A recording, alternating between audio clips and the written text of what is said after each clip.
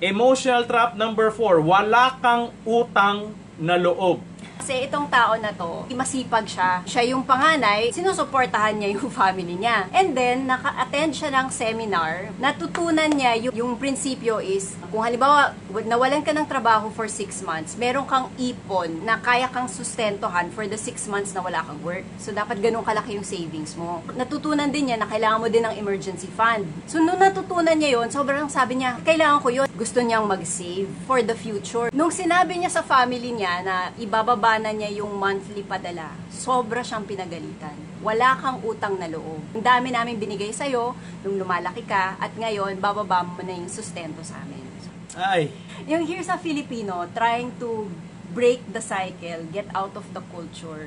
that's your responsibility as a parent. Responsibility is, balikan mo ko o hindi. Papalakihin kita hanggang makatapos ka ng college na ako ang responsible. Pag utang na loob, ibig sabihin, oy, 21 years ha, alagaan kita hanggang college, pero pagkatapos nun, balikan mo ko. Parang okay lang. So, parents ba humihingi ng kapalit? Hindi naman ata ganon. This is RM, Relationship Matters. Your online ninong and ninang saying, wag Pera-pera lang ang pagkuha ng ninong at ninang.